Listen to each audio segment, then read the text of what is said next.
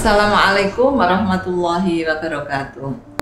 Sahabat Aisyah, apa sih itu sunat perempuan atau khitan perempuan? Khitan yang sering kita dengar kalau pada laki-laki kan memotong ya, kulup dari penis itu. Kalau perempuan ya memotong klitorisnya, itu adalah khitan. Namun di antara dua organ biologis itu ternyata dari sisi kesehatan, dari sisi biologis kondisinya berbeda ya, secara anatomi biologisnya berbeda, pengaruhnya terhadap kesehatan juga berbeda, sehingga kalau demikian ya otomatis nanti akan ada pengaruh terhadap keputusan hukum.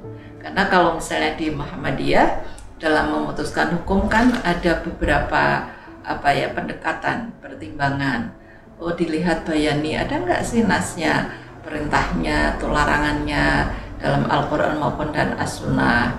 Dari sisi burhani ya, dari pengalaman kehidupan perempuan ketika di khitan ya, apa sih pengaruhnya terhadap kesehatan reproduksinya, kemudian ya akibat dari khitan perempuan ya, kemudian dilihat dari sisi ilmu pengetahuan ya, dari sisi kesehatan ya, dari sisi bayani lah ya, bahwa bagaimana sih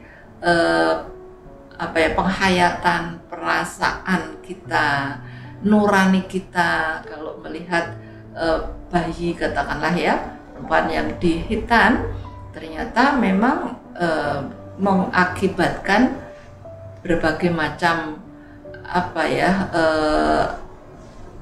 berbagai macam hal yang itu tidak positif buat kesehatan. Ada yang mungkin ada pendarahan, mungkin ada infeksi, bahkan karena kesakitan itu merasa shock misalnya gitu ya. Jadi secara fisiologis dan secara psikologis itu dari sisi kesehatan ya burhani maupun dari sisi irfaninya, apalagi bayaninya, misalnya kita dilihat dari berbagai macam perspektif.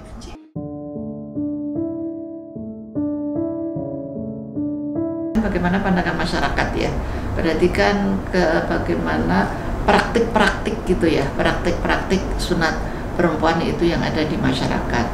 Karena ini tradisi ya, sehingga sudah berabad-abad yang lampau lah katakanlah, apalagi misalnya seperti masyarakat di Mesir itu kan masuk masyarakat kuno ya, jadi tradisi itu memang sudah ada secara turun-temurun gitu kan, sehingga kadang-kadang pertanyaannya bahwa sunat perempuan itu tradisi atau syar'i gitu ya.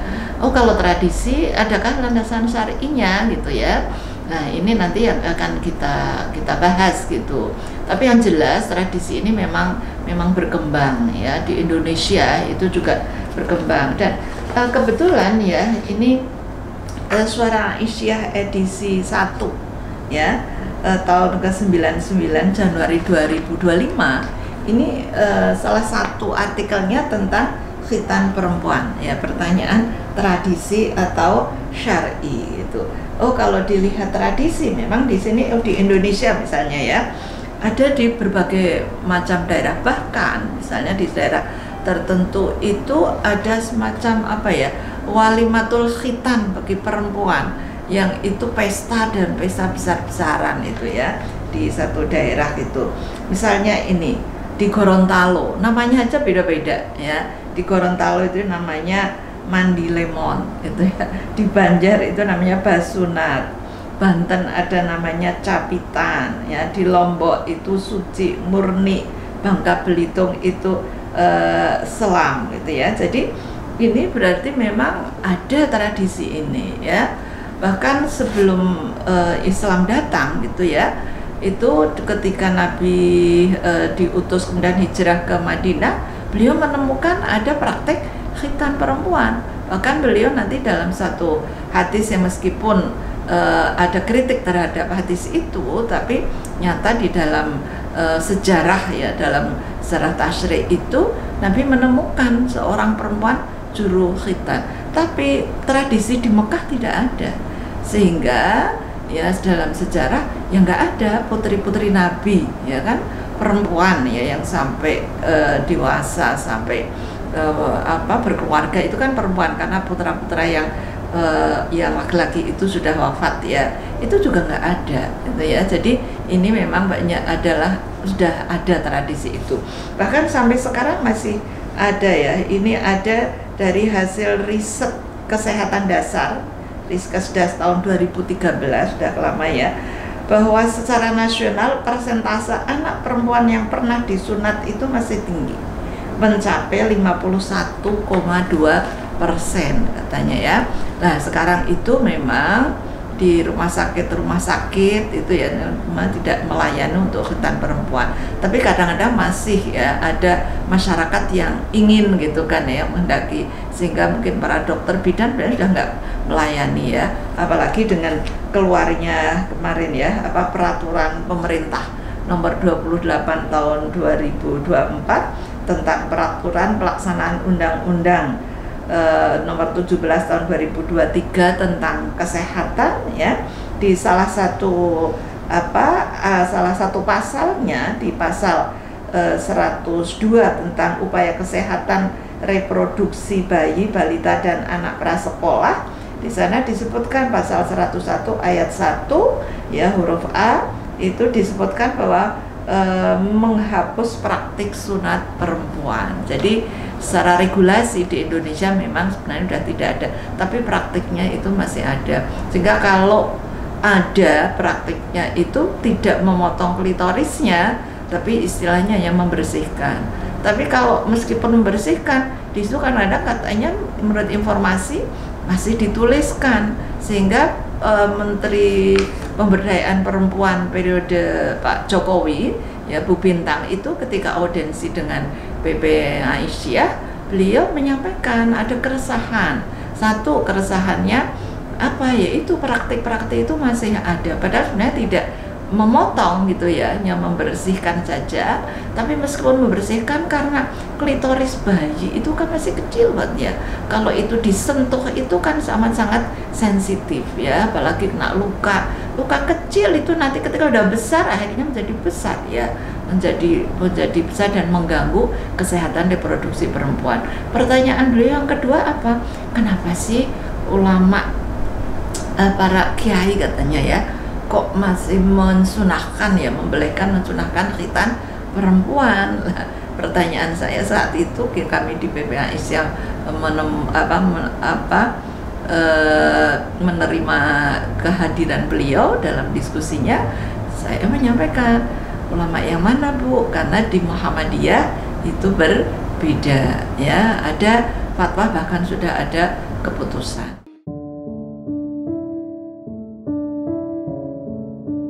Jadi kalau ditanya pandangan Muhammadiyah dan mestinya Aisyah, kalau Muhammadiyah tentang pemikiran keagamaan, paham keagamaan ya kita mengikuti perkembangan pemikiran yang ada di majelis tarjih dan tajdid gitu ya.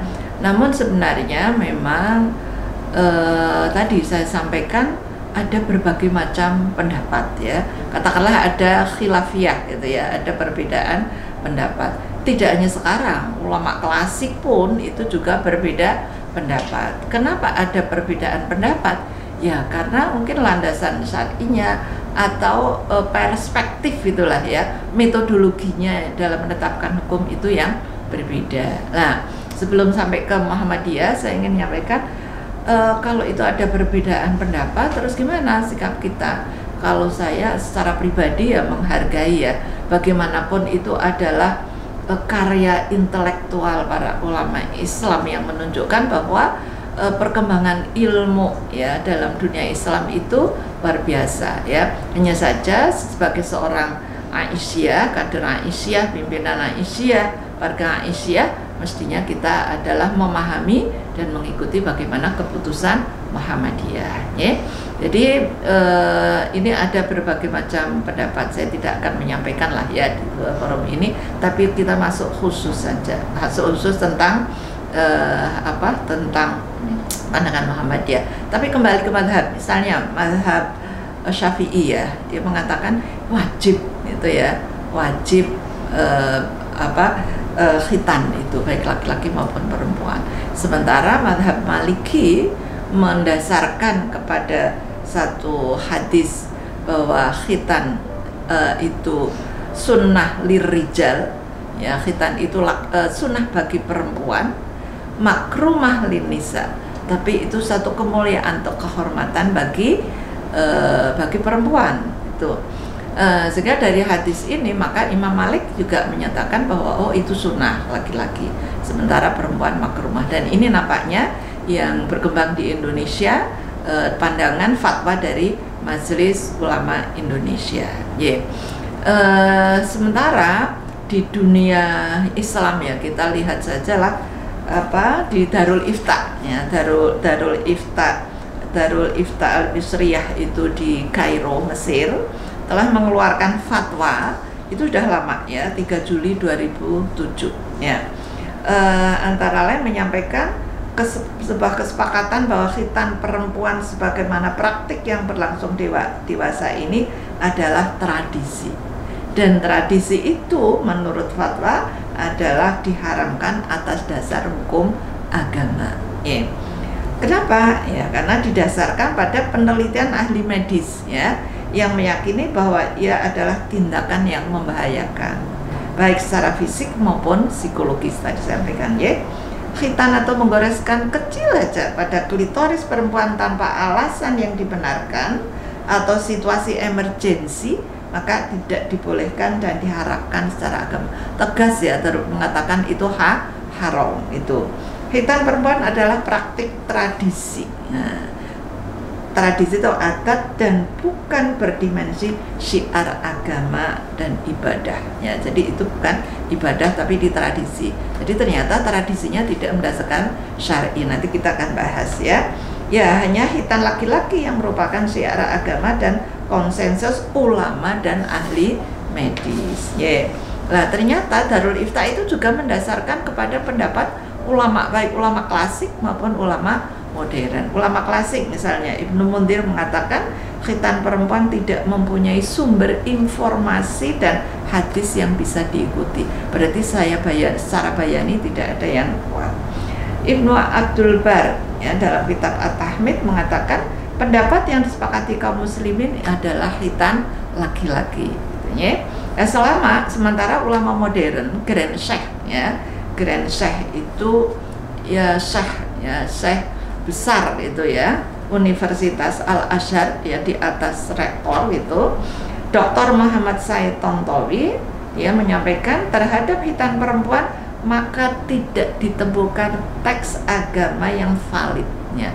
Jadi teks yang otentik yang dapat dijadikan argumen untuk khitan perempuan. Dan saya ini Dr. Muhammad Said Tontowi mengatakan ia adalah tradisi yang berkembang di Mesir dari generasi ke generasi. Tadi sampaikan bahkan Fir'aun ya, dan mungkin akan hilang ya, tergantung dari kita nanti mensosialisasikannya bukan ya, akan hilang pada semua levelnya. Sementara Yusuf Qaradawi ini yang termasuk yang dikutip oleh fatwa Tarjih Muhammadiyah, beliau menyampaikan prinsip yang disepakati ulama secara bulat untuk menjaga ciptaan Allah sesuai yang diciptakannya seperti apa adanya dan tidak boleh diubah. Maka khitan perempuan atau khifat, pengurangan penyadaran penggoresan dengan memotong bagian kecil tubuhnya tanpa ada faktor-faktor yang mendukungnya atau mengharuskannya adalah tindakan yang tidak dapat dibenarkan ya.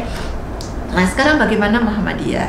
Muhammadiyah itu ada fatwa, ada keputusan. Nah, fatwa ini teman-teman sahabat Aisyah bisa membaca ya di Tanya Jawab Agama jilid 2 ya. Di sana di halaman 48. Kalau fatwa itu ada yang tanya. Nah, ini buku ini dicetak, hanya sayang di sini tidak disebutkan tahun berapa pertanyaan. Tapi buku ini dicetak pertama 1991. Berarti fatwa Muhammadiyah ya mendahului fatwa Darul Ifta itulah ya. Jadi 1991 itu sudah dimasukkan di sini. Saya dimuat di Suara Muhammadiyah. Mohon maaf saya belum menelisik lagi ya di Suara Muhammadiyah terbitan tahun berapa, tapi pasti sebelumnya. Nah, ada pertanyaan. Ini jadi pertanyaan sudah lama sama ya. Saya pernah mendengar seorang mubalik Muhammadiyah Nah, saat itu mungkin belum keluar fatwanya ini ya, yang menerangkan bahwa khitan itu ya untuk pria dan untuk wanita. Kalau benar, apakah dasarnya dan bagaimana pelaksanaannya? Bagaimana halnya wanita yang sampai dewasa belum dikhitan? Ya, maaf, pertanyaan ini terdorong oleh ingin tahu kebenaran Islam. Jangan dianggap jorok. Ya, artinya ini bukan pornografi, nanti bukan ya, tapi ini memang realitas ada dalam kehidupan. Nah, ya menarik ini, saat itu Muhammadiyah menjawabnya itu sudah mendasarkan kepada hasil penelitian tentang kesehatan ya. Itu yang disampaikan adalah berdasarkan ambil dari majalah WHO ya, majalah kesehatan, organisasi kesehatan sedunia ya. Ini disampaikan bahwa ini memang tradisi lama di Afrika Timur, di Ethiopia, Senegal ya. Demikian pula di Mesir dan sebagainya. Jadi sudah tradisi. Kemudian disampaikan bahwa ada berbagai macam cara yang itu kadang-kadang menyakitkan gitulah ya, menyakitkan. Kemudian ada konsekuensi, tadi saya sampaikan ya, konsekuensinya ada pendarahan, mungkin rasa nyeri ya, shock juga secara psikologis lah. Ini kan tadi sampaikan pendekatan burhaninya ya. Sementara di pendekatan bayaninya apa? Nah, Muhammadiyah menyampaikan kalau khitan itu landasannya adalah surat An-Nisa ya, ayat 125 ya. Tapi ini tidak menyebutkan khitan, hanya tafsir terhadap ayat ini. Ayat ini menyampaikan waman ahsanu dinam mimman aslama wajhahu lillahi wa huwa muhsinun wattaba'a millata Ibrahima hanifa. Nah, ini. Jadi di sini siapa orang yang paling baik agamanya, itulah ya, daripada orang yang aslama, berserah diri kepada Allah dan dia menjadi orang muhsin. Di antaranya apa? Yaitu mengikuti milah Ibrahim. Nah, dari milah Ibrahim itulah muncul penafsiran, oh milah Ibrahim ini antara lain karena ada hadis yang menyebutkan bahwa Nabi Ibrahim alaihi salam ya, mengikuti agama Nabi Ibrahim karena Nabi Ibrahim mensyariatkan khitan ya. Dalam sejarah itu kan khitan Nabi Ibrahim sudah sepuh itulah ya, sudah usia setelah beliau mendapatkan putra, karena sudah usia lansia katakanlah ya, sudah tidak punya putra, mohon pada Allah diberikan putra 2, itu kan ya, Nabi Ishak alaihissalam, Nabi Ismail alaihissalam dari ibunda Sayyidah Hajar, kemudian Nabi Ishak alaihissalam dari ibunda Saroh. Ibunda Saroh ini juga sudah sepuh gitulah ya, beliau melahirkan. Lah tasyakuran itulah ya, menadarnya motong apa yang dipotong, nggak mungkin motong telinga, motong tangan ya, akhirnya yang dipotong justru itu untuk kebaikan laki-laki gitu ya. Karena Nabi Ibrahim di khitan mengikuti milah Ibrahim berarti dengan berkhitan. Sementara ulama lain berpendapat milah Ibrahim ya ajaran tauhid ya. Artinya apa? Secara nas tidak menjelaskan ada perintah untuk berkhitan, tapi ada isyarat, itulah ya tafsir dari surat An-Nisa ayat 125 tadi. Nah, tadi Muhammadiyah melihat di sini fatwanya di sini disebutkan ya bahwa ya pertimbangannya kalau menurut Mahmud Shaltut ya, yang dirujuk oleh Muhammadiyah harus dilihat dari sisi positif dan negatifnya. Khitan itu ada positifnya enggak? Oh, kalau laki-laki ada positifnya, maka itu adalah menjadi sunnah, itu kan? Karena ini masalah muamalah mubah. Tapi bagi perempuan ada positifnya enggak? Menurut kesehatan ternyata tidak, maka ya tidak perlu dilakukan. Maka di sini fatwanya ditimbang dari kepositifannya dan negatifnya, tidak dapat untuk menganjurkan khitan perempuan, apalagi mewajibkannya. Jika kalau tadi kalau yang belum dihitan gimana? Ya nggak apa-apa ya. Yang kedua saya ingin menyampaikan, nah, karena itu tadi fatwa kan, di sini fatwa. Nah, kemudian di tuntunan menuju keluarga sakinah ini hasil Munas Tarjih ke-28 di Palembang tahun 2014. Di sini sudah dimasukkan, yaitu tentang kewajiban orang tua terhadap anak. Di antaranya ketika anak itu memasuki usia kanak-kanak, maka mengkhitankan dan melakukan walimatul khitan. Tapi siapa yang dihitan? Di sini disebutkan yang disyarat hitan adalah laki-laki dan perempuan, laki-laki dan walimatul khitan, pesta katakanlah ya, itu dibolehkan. Tapi bagi perempuan di sini disebutkan ya bahwa ternyata memang intinya adalah ghairu masyru', tidak disyariatkan, sementara yang laki-laki adalah disyariatkan ya. Jadi mengacu kepada pendapat tarjih yang sudah kami sampaikan tadi, bahwa mengikut milah Ibrahim adalah tentang apa? Bukan hitannya, tapi itu khitan bagi laki-laki. Kalau tauhid pada hitan, tapi adalah dalam tauhidnya. Oleh karena itu maka tuntunan menuju keluarga sakinah di sini disebutkan keputusannya apa, yaitu ghairu masyru', tidak disyariatkan ya, tidak disyariatkan karena memang tidak ada landasan bayaninya yang kuat untuk menetapkan, mensunahkan atau menganjurkan ya. Jadi terakhir, bagaimana pandangan Muhammadiyah tentang hadis tadi? Hadis yang bagi laki-laki khitan itu sunnah, bagi perempuan makrumah. Muhammadiyah memandang sunnah itu bukan berarti sunnah yang diberi ketetapan hukum, karena ketetapan hukum wajib, sunnah dan sebagainya itu baru ada jadi ijtihad para ulama fikih. Zaman Nabi pemahaman sunnah belum seperti itu. Sunnah itu ya tradisi, artinya khitan laki-laki itu tradisi, itulah ya. Nah, jadi di sini sunnah itu tradisi, bukan menjadi syar'i gitu ya. Kalau bagi perempuan makrumah itu bukan hukum ya. Kita lihat secara budaya dulu dengan sekarang beda gitu kan ya. Kemudian dari temuan-temuan kesehatan juga berbeda, tapi sudah ada isyarat kan dari Nabi, dilarang jangan kamu itu potong habis gitu kan.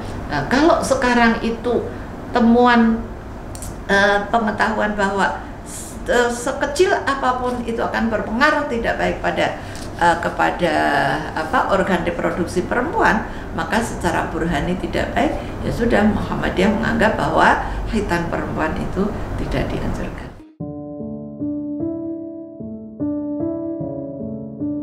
Ini ada juga di sini disebutkan hadis gitu ya. Hadis yang di situ ada kata-kata khitan. Idzal taqal khitanani faqad wajabal ghuslu. Apabila dua alat khitan, yaitu organ biologis laki-laki dan organ biologis perempuan bertemu ya, ada hubungan biologis suami istri, faqad wajabal ghuslu, maka wajib mandi. Lah ini nasnya sama, tapi dalam memahaminya atau menggunakan nas hadis itu yang berbeda. Nah, karena di situ ada kata-kata khitan, maka sementara ulama, berarti itu adalah perempuan pun sama dengan laki-laki supaya dikhitan ya. Nah, sementara Muhammadiyah memahami bahwa di sini bisa arti hakiki maupun adalah arti dalam makna hakiki maupun makna majazinya. Makna majazinya ini kan soft ya, bahasanya halus, menjelaskan hubungan biologis suami dan istri. Hakikinya ya ada organ seksual. Tapi kata-kata khitan itu menyebutkan ya organ seksual laki-laki maupun perempuan, bukan berarti organ yang sudah dikhitan gitu loh. Ini kan bedanya ya. Lah Muhammadiyah menggunakan ayat ini bukan menjadi dasar khitan bagi perempuan, tapi apa? Yaitu sebagai wajibnya mandi ya toh, setelah ada hubungan biologis suami istri.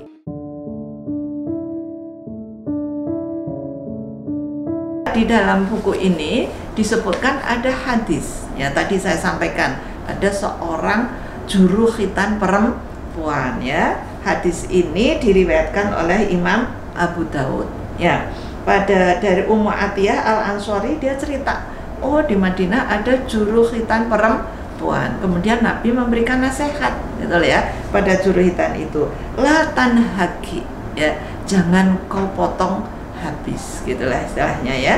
La tanhaki, jangan kau potong, jangan kau berlebihan, gitulah, ya. Karena apa? Karena itu adalah afdhalil mar'ah wa ahabbul lil ba'li. Jadi itu adalah pengaruhnya terhadap apa ya, fitrah seksual perempuan, ya. Jadi kalau itu fitrahnya perempuan, di situ ada kenikmatan bagi perempuan, kalau itu dipotong berarti akan mulai kenikmatannya lah. Tapi ternyata hadis ini diriwayatkan Abu Dawud, tapi Abu Dawud sendiri yang menulis hadisnya, ternyata dia mengatakan hadis ini adalah lemah, tidak sahih, karena di situ ada seorang perawi yang ternyata majhul, nggak diketahui asal usulnya gimana pribadinya, lah kan diragukan, ya. Kalau klitoris itu merupakan fitrah seksualitas lah, yang saya menyampaikan itu ya fitrah, artinya fitrah kan Allah memang mencipta organ reproduksi perempuan, ya, organ vital perempuan, organ seksual perempuan, ya disitulah sebenarnya pusat kenikmatan perempuan. Tapi orang melihat, oh kalau gitu biar nafsu perempuan itu tidak besar, gitulah, ya, sehingga dia nanti akan tidak terkendali, ya, akhirnya akan melakukan pelanggaran tata nilai norma bahkan aturan agama, gitulah, ya, katakanlah melakukan zina dan sebagainya. Tapi mestinya kan jalan keluarnya bukan dipotong, gitulah, ya, mestinya jalan keluarnya bukan dipotong, tapi jalan keluarnya apa, ya diedukasi. Tapi kalau dipotong kan berarti apa, ya itu adalah menyakitkan secara fisiologis, ya. Secara psikologis ya jelas perempuan tidak merasakan mawaddah, itulah, ya, istilahnya mawaddah dalam perkawinan, sehingga jalan keluarnya bukan dengan dipotong, itulah, ya, justru ya dilarang dipotong karena akan menghilangkan fitrah seksualitas perempuan, ya. Jadi lagi memang betul ada isyarat dari Nabi kan tadi, ya, yang hadis saya sampaikan, saya bacakan lagi, la tanhaki, ya, jangan kau potong berlebihan, ya, jangan potong habis, gitu kan. Fa inna dzalika ahdhalil mar'ah. Nah ini kan justru irfani Nabi, ya. Oh itu adalah fitrah seksualitas perempuan, maka ya jangan dipotong, gitu kan.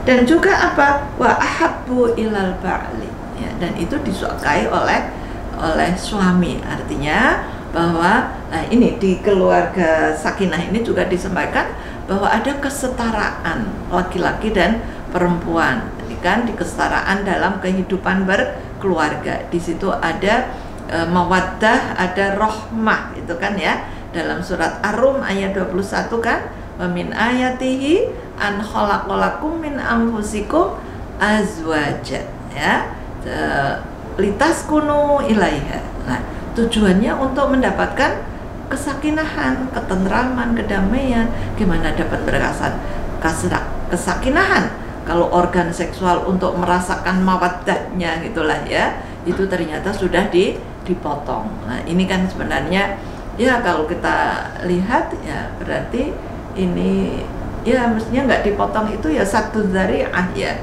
jangan akan menutup bagaimana faktor-faktor negatif, gitu, ya, bagi perempuan andai kata itu dipotong. Itu kan berarti perempuan tidak dapat menikmati mawaddah, ya, dalam hubungan seksual suami istri. Ya, sekali lagi solusinya bukan dipotong, tapi solusinya adalah edukasi, ya, suami dan istri untuk saling mengisi sehingga bisa saling menjaga dan mewujudkan sakinah yang diikat dengan mawaddah dan rahmah. Demikian, mudah-mudahan ada manfaatnya.